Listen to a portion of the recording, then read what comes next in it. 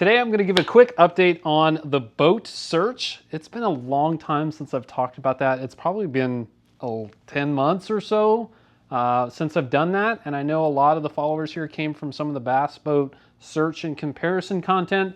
And I actually get a lot of people ask me that in the comment section, like, what'd you end up with? And I haven't ended up with anything. And so I want to talk through kind of what the plan's looking like, because there's definitely some folks here interested to hear what's going on with that. So about a year ago, I went to the Bassmaster Classic here in town. I think it was here in town at Ray Roberts.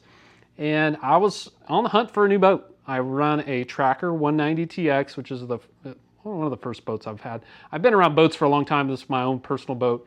And it's been a great initial boat, and I'm ready to upgrade to something else. And initially, I was looking at an big aluminum bass boat. And I went to Vexus factory, rode in their boats. Very, very nice boat, very well put together, and just didn't end up moving forward with that. So I am leaning towards a glass boat. I'm going to go with the glass boat. And back and forth, I went on aluminum, and really a couple big things are keeping me out of the aluminum.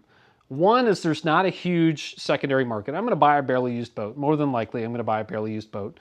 And there's just not, I feel like that market's very small. So if there's really something particular that you want, there's not a very high probability that you're going to find exactly what you want, maybe colors or dual console, whatever. And I do think that's a limiting factor. The other one is just how much of that boat is out of the water. I think, just kind of do some comparisons. The aluminum boats sit a lot higher. They draft a lot less. That's one of the benefits of an aluminum boat. But for me, I do like to LiveScope a lot. And I really want that boat in the water. I want to have not as much impact from the wind. We have a lot of windy days. Today is like sustained 19-mile-an-hour winds. It's going to be like that all spring here in Texas.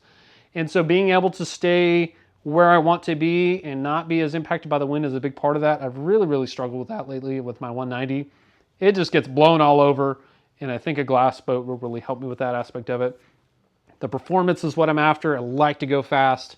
I want a Yamaha 250 that I can tune because I want to go fast.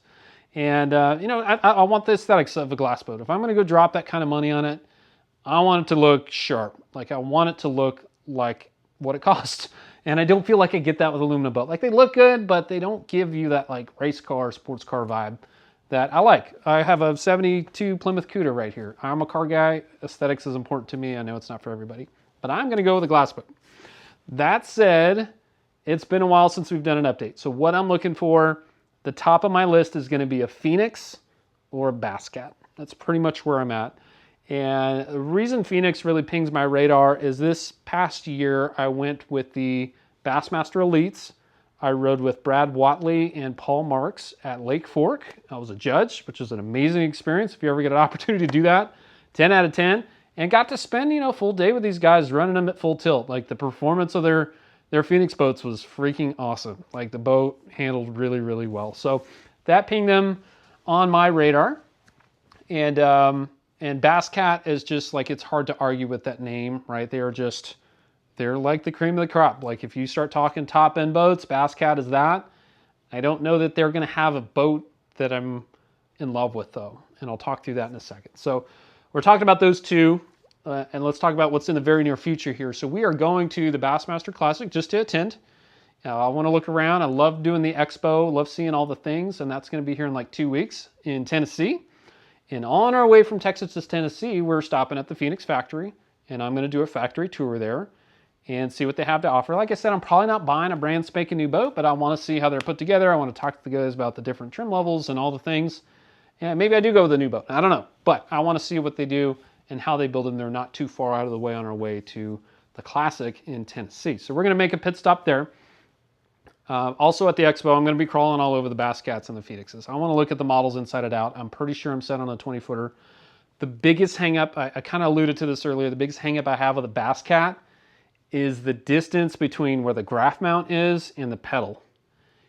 I'm going to show an overlay here, and I can only, the ergonomics part of my life, being in part of human-machine interfaces, I cannot get behind staring at my feet. I started with, I'm a LiveScoper. I do like to scope, especially in the wintertime. I love it. I think it's a lot of fun. You can argue with me, that's fine. But the way the Basscat looks like it's set up is everything is smooshed up there on the bow, which gives you a lot of space, a lot of playground. But the problem is, it's like the way the graph is mounted, it's got to be literally at your feet. And I can't think of anything worse than scoping a full day with my chin in my chest and all the things. Like, that doesn't feel good. Even with a giant, like 22-inch screen, you're staring at your feet. And I really want to back off that. I really want the pedal to be here and my screens to be forward, right? So I'm looking at an angle, and I think the Basscats are more like my pedal's here and my screen is here. That's really going to be a problem. And I'm going to look at it, and I'm going to stand on the bow of all the Pumas and the STSs and the Lynx and all the things, and I'm going to look at it. But I think that's going to keep me from going down that path, which brings me back to a Phoenix. The 920, I think, is a player for me. Don't really need a 21. Like, if I was a guide or something, yeah, maybe a 21. But 920 is going to get me what I want. I want a 250 Yamaha that I can tune and haul tail with if I want to. I guess the third angle was what slowed things down. It's kind of been the boat market. About a year ago, the market was like ridiculous.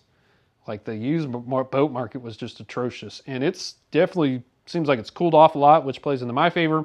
So I kind of bought some time. I have kind of dragged my feet on buying a boat, but I think things are lining up a lot better. I got kind of Get Fish Marine off the ground. I got my tracker paid off. So it's just going to be easier to move things around.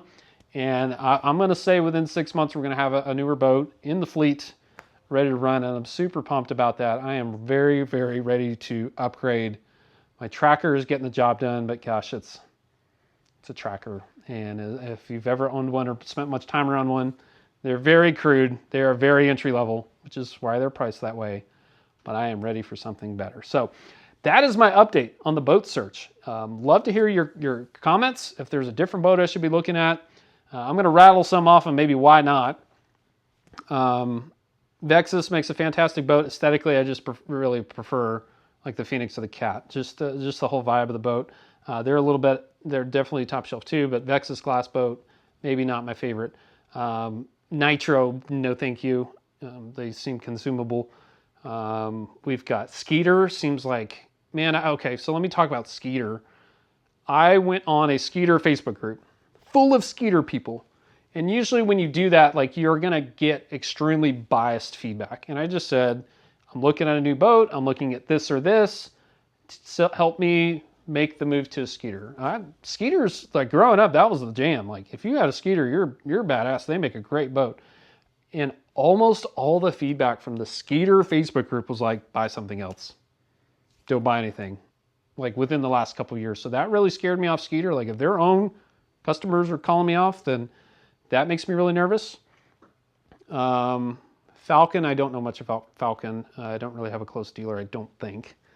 Those are kind of the big players. I know I'm missing some, like Ranger's a no-go, just because it's a White River Marine product.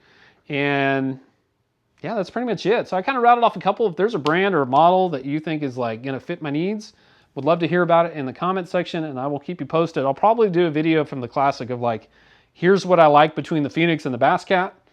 I'm going to highlight this, I'm going to highlight that, so stay tuned for that. It'll be a couple weeks out, but that's kind of in the plan.